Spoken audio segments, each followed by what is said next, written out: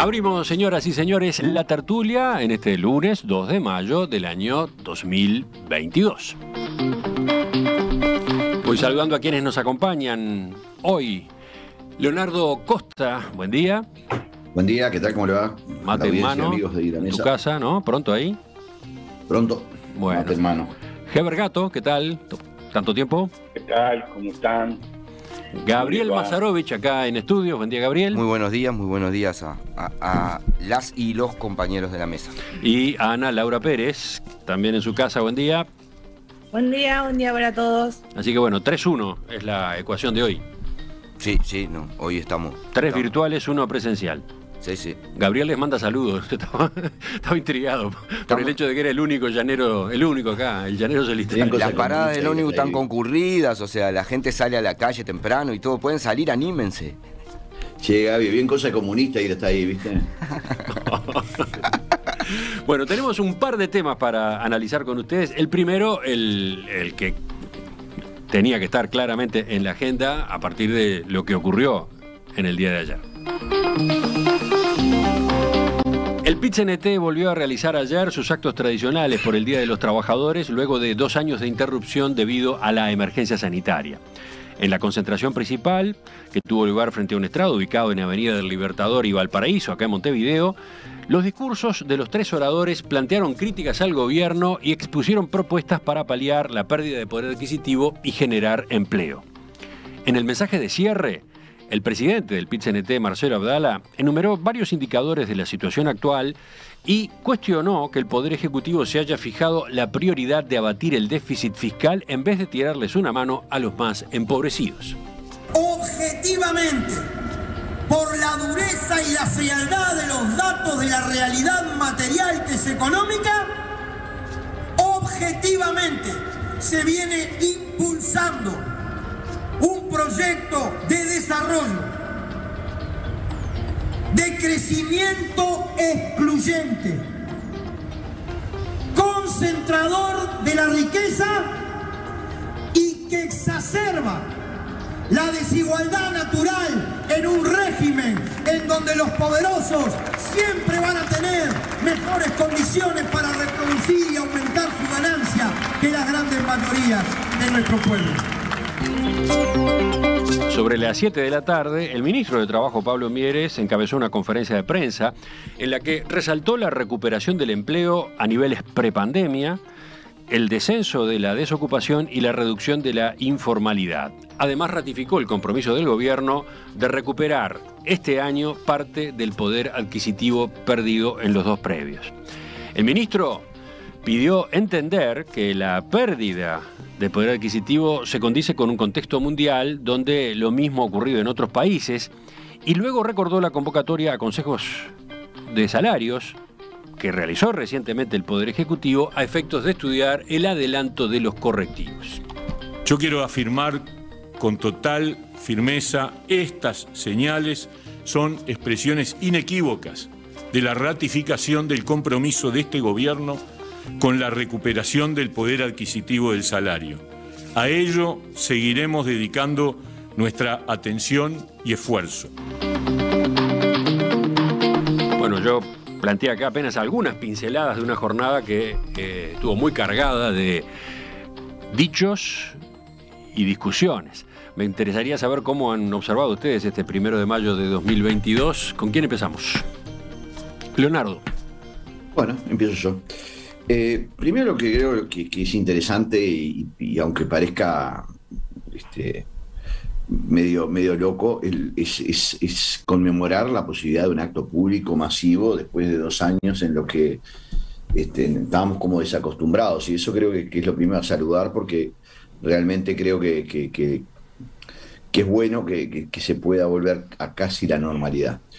Lo segundo, creo que no hay nada diferente a lo que se esperaba, quiero decir, porque el discurso del PIT-CNT era esperable que fuera el que fue. Era esperable que el movimiento sindical pidiera la recuperación salarial, pidiera por una mesa de diálogo en la educación, y también de antemano estuviera en contra de una reforma de la seguridad social que no sabemos bien qué va a ser, si es que va a ser. Y también la respuesta del gobierno, me acuerdo hace unos 20 días en la mesa estábamos con Gabriel, lo que estábamos en común, de cuáles eran las prioridades del gobierno, y él salió ganando diciendo que era el salario y la recuperación, básicamente era la recuperación del salario perdido y el empleo. Y de alguna manera en ese momento, a los pocos días, el presidente anunció ese inicio de algo de recuperación. La realidad es que creo que el gobierno hizo la lectura previa de la necesidad que hay de ya llamar a mesas, sobre todo en el sector privado.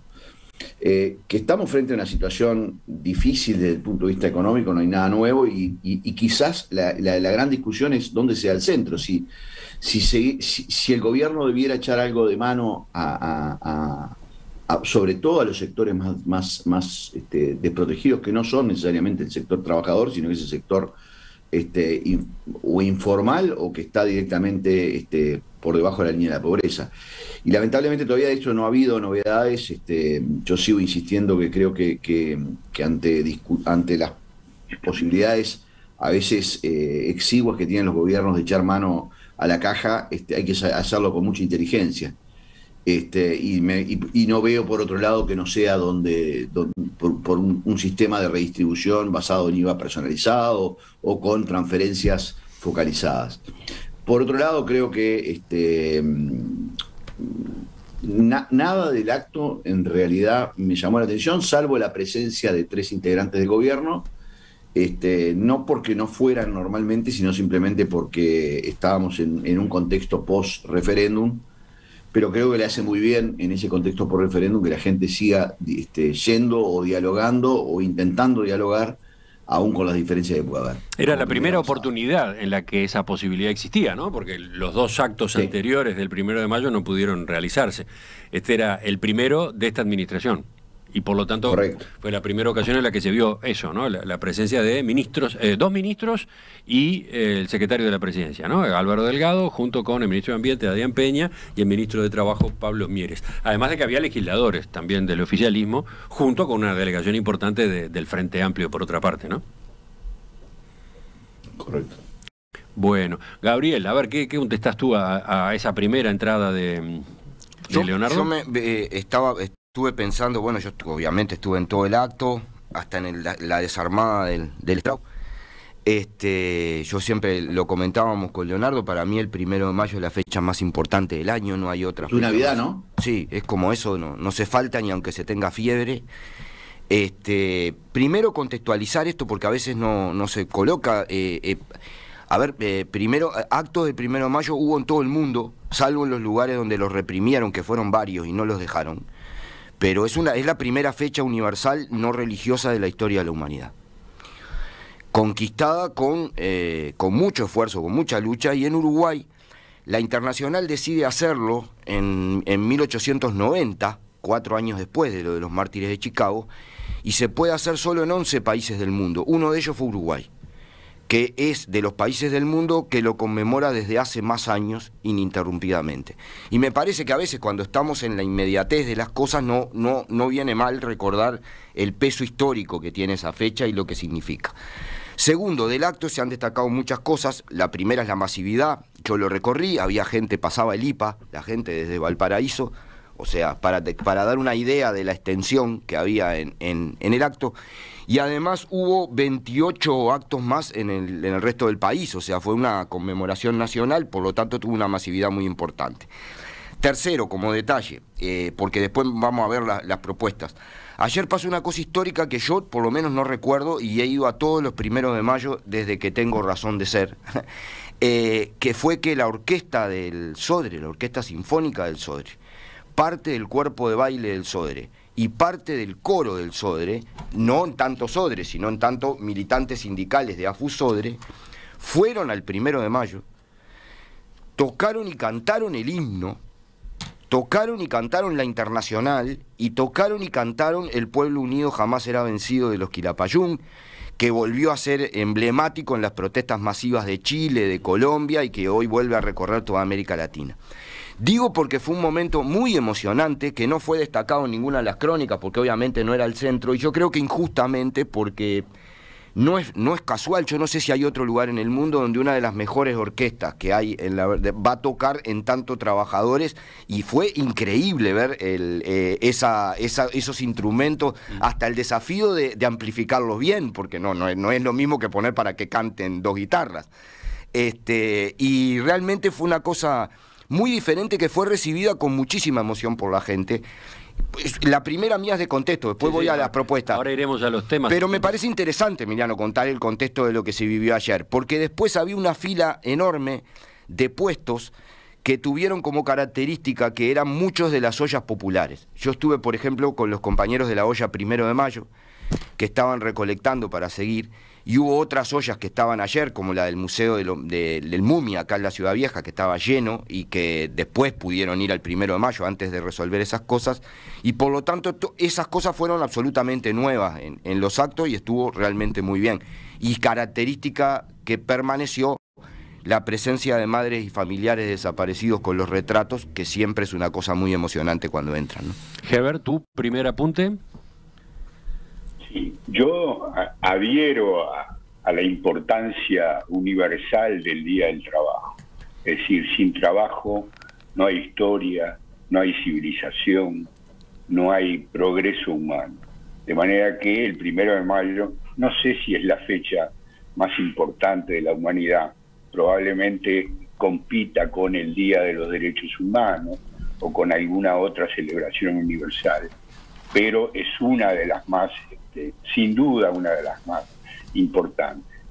Adhiero a lo que dice Leonardo Costa respecto a la impresión que produjo una multitud reunida en una plaza, en este caso en una calle, que nos recordó que de alguna manera la epidemia parece estar siendo superada.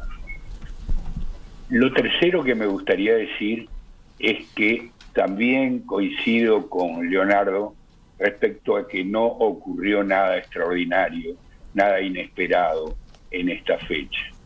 Era absolutamente previsible que el movimiento sindical organizado, que la clase obrera representada por el PIT-CNT, pidiera un reajuste mayor de salarios, una adecuación de los sectores más empobrecidos, más postergados de la sociedad para superar la crisis. Lo venía diciendo el PIT-CNT, lo venía diciendo cada uno de sus representantes, de manera que ninguna novedad cabía esperar en ese aspecto. Sorprende el contraste, el absoluto contraste entre la posición del gobierno, muy bien expresada por Pablo Mieres en su conferencia de prensa, con los discursos del PIT-CNT durante el acto. Son dos relatos absolutamente contrapuestos, donde incluso temas fácticos, temas que tienen que ver, que no deberían ser discutibles, por ejemplo, como tema central, cuál es el retraso real en materia de salarios en el país. Ahí tenemos dos versiones muy disímiles y muy encontradas. La del PIT-CNT, José López el otro día hablaba en una conferencia de 4,5, 5,5, mientras que Mieres reducía ese porcentaje a cifras muy menores y hablaba de su pronta recuperación y ratificaba el compromiso del gobierno en el sentido de adecuar los salarios a la crisis financiera que está pasando la humanidad.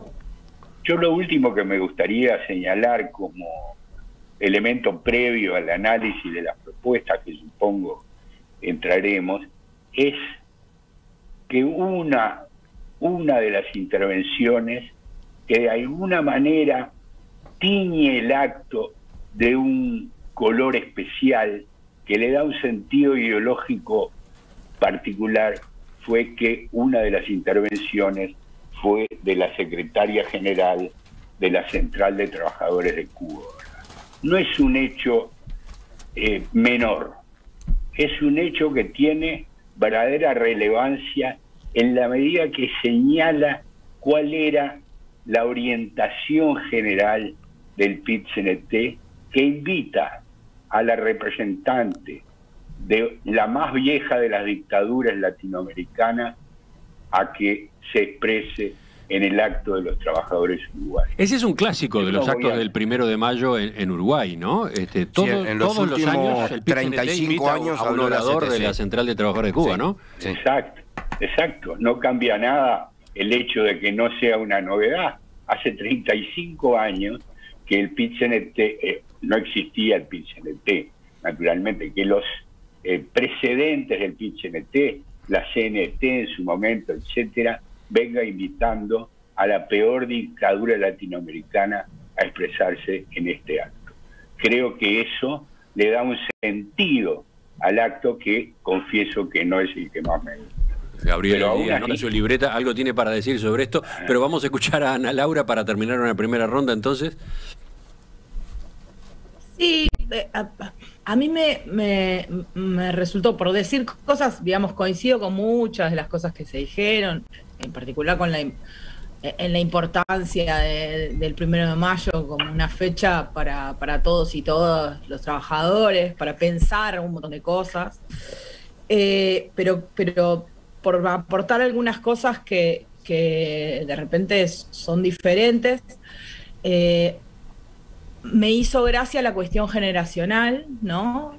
Me pasó incluso con colegas que son mucho más jóvenes, que les sorprendió determinadas liturgias o razonamientos del acto, porque si uno lo piensa, pasaron 15 años de gobierno frentista donde el tono del discurso, nadie está discutiendo la independencia de la central sindical, pero el tono del discurso en general no era a este nivel de virulencia, en particular discursos como el de Fernanda Aguirre, no me quiero equivocar con su nombre, la secretaria de Derechos Humanos del PIT, que hizo un discurso donde nombró gente con nombre y apellido, etcétera. Si bien hubo durante los gobiernos frentistas episodios, recuerdo cuando la ex ministra Lilian Quinchillán se levantó y se fue, o sea, hubo algunos episodios, sí, fue a mí me hizo acordar los actos del 1 de mayo de mis 20s, ¿no? O sea, sentí como un clima parecido, ¿no? También por la repetición hasta de algunos apellidos que hablan de que en el Uruguay se repiten los nombres.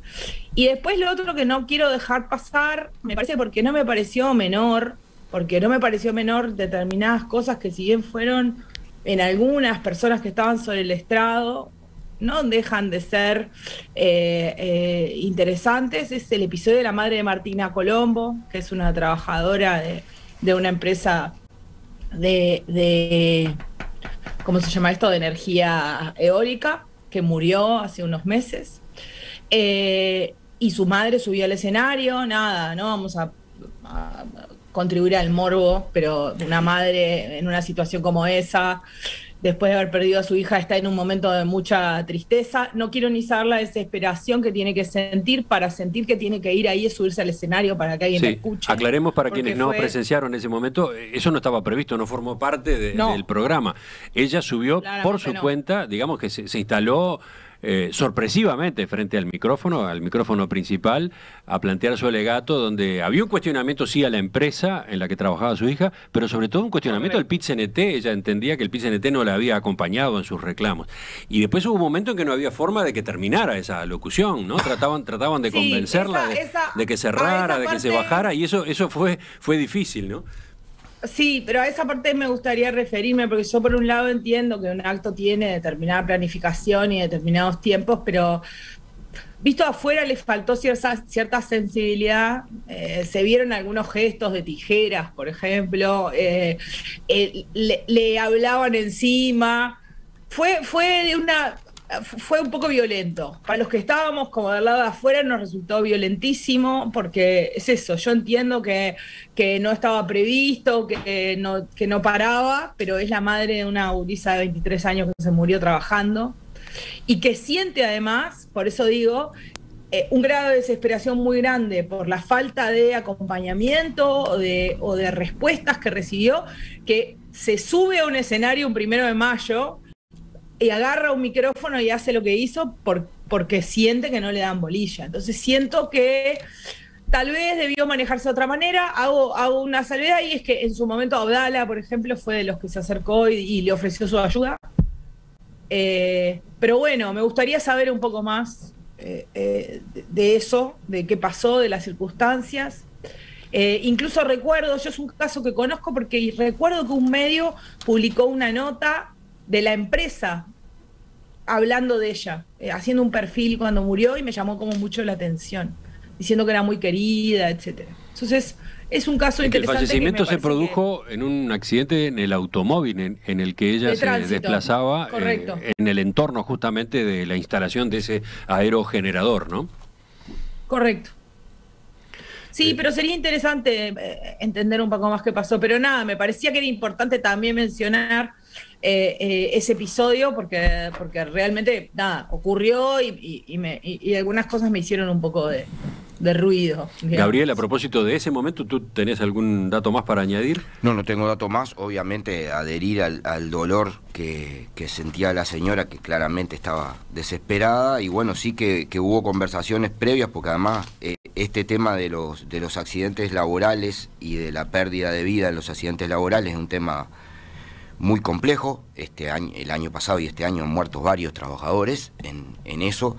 La lucha del movimiento sindical organizado por este tema ha sido central. La ley de responsabilidad penal empresarial bajó drásticamente, es un 30%, pero no los evita a todos ni los previene todos, y genera estas situaciones que sí, que fue una se quedó hablando con la señora, y supongo que van a ver qué medidas hay en términos, porque tiene que ser muy preciso con el tema de del caso. Yo no domino las características del caso, pero sí comparto que fue un momento de mucha tensión cuando se expresa un drama humano y una de las peores caras de la explotación, que es la muerte de los trabajadores. Con respecto a lo otro que señalaba Heber, la presencia de un orador, en este caso una oradora de la Central de Trabajadores de Cuba. Yo sacaba la cuenta, 37 años. O sea, porque en 1985, y era el PIT-CNT, sí, porque en 1985, cuando se hizo el 1 de mayo post-dictadura, habíamos hecho lo del 83, lo del 84, donde obviamente no podíamos invitar a nadie de Cuba, porque no podíamos invitar ni a los nuestros, que estaban prohibidos, y la mayoría estaban presos. Entonces él siempre habla, y no es está bien. Heber Gato piensa que es una de las principales dictaduras del continente. Yo no lo comparto, el PIT-CNT no lo comparte. Hay una expresión de solidaridad muy grande. De hecho, hay una delegación de sindicalistas uruguayos en el 1 de mayo en Cuba, donde hubo 1 millón de personas ayer. Seguramente Heber Gato piense que van todos obligados y con un fusil en la espalda. Yo no pienso eso. Me parece que pero además la diferencia con Heber, comentábamos, yo lo respeto y lo quiero mucho. Si se tomó como una púa, no fue. La diferencia con Heber Gato sobre Cuba viene también de hace, creo que por lo menos él seguramente antes, yo hace 37 años que discrepo con él y Z sobre Cuba. Sí. Sí, Heber. Sí. Bueno, el hecho de que hayan pasado 37 años, lo único que demuestra es la escasísima capacidad de renovación del PIT-CNT, y en cierto modo, y con bastante relativismo, de la izquierda uruguaya en general. Son 37 años donde Cuba, y no vamos a entrar en una discusión ahora sobre Cuba porque nos sacaría del eje de este programa, pero es clarísimo que está señalando, más allá de los juicios de valor, que está señalando una orientación del PIT-CNT, ¿verdad? Un objetivo ideológico compartido entre lo que es la realidad cubana y lo que es las aspiraciones, los deseos, los objetivos del PIT-CNT, un movimiento que se define como claramente clasista, que tiene raíces marxistas muy claras, y que más allá, insisto, de cualquier juicio de valor, hay una identidad, quizá no total, llena de detalles, de diferencia de detalle, pero en lo central una identidad entre el PIT-CNT y lo que ocurre en Cuba, ¿verdad? El movimiento cubano comunista cubano. Eso es lo que yo quiero señalar. A ver, vamos a cerrar esta parte de la discusión. Gabriel, la explicación de por qué se produce esta presencia siempre de una delegación de la Central de Trabajadores de Cuba, ¿cuál es? A ver, porque es la única central extranjera, digamos, que tiene... No, hubo otros años donde hubo, por ejemplo, cuando estaba injustamente preso Lula y le dieron el golpe de Estado a Dilma, habló la Central de Trabajadores de Brasil. Cuando le dieron el golpe a Evo Morales, habló la Central de Trabajadores de Bolivia. Cuando estaban masacrando a los estudiantes y a los trabajadores chilenos, el gobierno de Piñera, hablaron los chilenos, no es la única que habla. Hablan muchas en torno porque la Central Obrera, a ver, los estatutos de la CNT, que hizo suyos el PIT-CNT, no lucha, no habla de marxismo, no hay definición de nada, entre otras cosas porque hay corrientes anarquistas y todo, que no son, y además otras corrientes. En el PIT-CNT está todo el mundo, no hay, pero sí habla de que los fines de la lucha sindical, y además tiene mucho que ver con los mártires de Chicago, es por una sociedad sin explotados ni explotadores. Eso es efectivamente así, está en los estatutos del PIT-CNT. Entonces, y la solidaridad con Cuba tiene que ver, en este caso, fue para darle voz a pedir que se termine un bloqueo que lleva más de 60 años, que es el más largo de la historia de la humanidad, contra un país, y además recibió el movimiento sindical uruguayo una enorme solidaridad cuando la dictadura fascista de acá perseguía a los sindicalistas, los encarcelaba y los desaparecía. Muchos salvaron la vida gracias a la solidaridad de Cuba. Vamos a centrarnos enseguida en los planteos que hizo el PIT-CNT ayer, en la discusión a distancia con el gobierno, pero para terminar, digamos, esta primera, ¿cómo decirlo?, mirada, estos primeros enfoques que cada uno ha ido agregando. Tú, Leonardo, ¿añadís algo más? No, yo creo que acá hay que desdramatizar la radicalización del discurso, por un lado, la falta de renovación, como decía Ana Laura, siempre son las mismas caras, más o menos, si es que no pasaron para el Frente Amplio, quedaron ahí.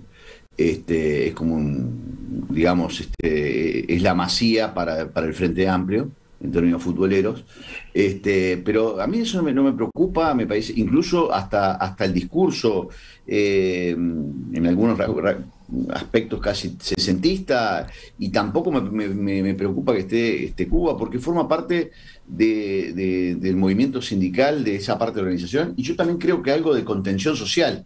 El PIT-CNT ha sido muy importante para canalizar el descontento social durante estos últimos 37 años, y yo creo que eso es una gran diferencia que tenemos como democracia latinoamericana. A mí eso no me preocupa. Creo que es parte de cierta dialéctica militante, muy dirigida por el Partido Comunista, y es la historia. O sea, hay gente que le preocupa, a mí eso no me preocupa, y hasta en cierta forma creo que es necesario para mantener un movimiento sindical unificado, que creo que le hace muy bien al país. Ana Laura, lo último tuyo en esta primera parte. Estaba muteada, obvio. Sí, te agarré con el micrófono cerrado. Lo otro que a mí me pasa normalmente, y es una cosa que he tenido conversaciones con dirigentes sindicales, etcétera, es que yo siento también que a nivel del discurso no se adaptan ciertas categorías. O sea, seguimos hablando de un mundo que a mi juicio no existe más, ¿no? De repente y olvidando que de repente la explotación ahora toma la forma de ser el jefe de vos mismo, ¿no? Y cosas del estilo, donde me parece que una cosa interesante sería ver qué está pensando el PIT-CNT para sindicalizar y construir fuerza y espalda, y hacer esto que decía Leonardo, en un mundo de gente que trabaja remoto, de gente que trabaja para otros países, de gente que trabaja para aplicaciones con las que no tiene una relación de dependencia legal, pero un día le apagan la aplicación y lo expulsan y no come, y etcétera. Yo no vi eso en el discurso y no lo vengo viendo. O sea, no me sorprendió porque es una cosa que me parece que es una discusión que tal vez seguramente se esté dando en algún lugar del PIT-CNT, todavía no domina el discurso público de la central sindical, y eso me parece que es hora de que lo haga también. Gabriel, otra vez, a ver, ¿cuál es tu respuesta sobre esa inquietud? A ver, yo creo que el PIT-CNT es una central, el movimiento sindical uruguayo es una rareza en el mundo por la unidad, en primer lugar. Lo dominante entre los trabajadores, lamentablemente, es la división, no la unidad. y la organización en torno a centrales ideológicas, esas sí ideológicas. El nivel de sindicalización en Uruguay es uno de los niveles más importantes de América Latina, con luz. Yo no comparo con otros casos porque además el nivel de represión, yo vengo de Guatemala, en Guatemala te matan si sos dirigente sindical. Entonces, ¿con qué le voy a cobrar yo que acá somos más sindicalizados y allá te apareces en una zanja? ¿No? Entonces, lo que digo es que aquí hay un nivel de sindicalización enorme, de integración de todo tipo. No es común que haya trabajadores públicos y privados, por ejemplo, en una misma central. No es común que esté todo, hasta el gran debate del sindicato policial, en este caso, por ejemplo. Y es cierto lo que dice Ana Laura, el desafío de las nuevas formas que adopta la explotación en el trabajo o la organización del trabajo es un gran desafío. Uno de los problemas centrales que está trabajando Fuesis en eso, el crecimiento de servicios. Sin embargo, creo yo que el discurso del PIT-CNT, yo lo comparto, no todo, obviamente, yo hay cosas que se dijeron ahí que no me contemplan y que no las diría de esa manera y que no comparto además algunas definiciones que se hicieron, pero es su problema, ¿no? El PIT-CNT le preocupa muy poco si yo lo comparto o no, y hacen bien. Lo que digo es que hay un centro, Emiliano, que lo debatimos con Leonardo y contigo en una mesa anterior. Yo creo que uno de los centros que tiene la humanidad, el mundo de hoy, el capitalismo actual hoy, es cuánto grado aguanta de desigualdad sin dejar de ser democrático. En el mundo. Y Uruguay tiene el mismo problema, y hace muy bien el acento el PIT-CNT, porque el problema central hoy, está bien las nuevas formas de trabajo, las aplicaciones, todo, pero el problema, que lo señaló bien Marcelo Abdala, está bárbaro la pandemia, la crisis y todo. Ahora, mientras las exportaciones son 11.000 millones de dólares y aumentaron 9.000 millones de dólares los depósitos en los bancos, y además hay 25 empresas que ya superan un 30% la pandemia, es decir, que la están pesando la plata porque no la pueden contar, cayeron los salarios, las jubilaciones, y aunque aumentó el empleo, como dice el ministro, son tan malos los salarios que hasta los que tienen empleo siguen bajo la línea de la pobreza. Entonces, ese es el centro de la discusión que creo que tuvo el 1 de mayo y que está bien que haya sido así. A esa parte de la discusión de ayer nos concentramos enseguida. Ya volvemos a la tertulia de este lunes, en horario no habitual y con un tema central, el 1 de mayo, la proclama del PIT-CNT, la discusión con el gobierno.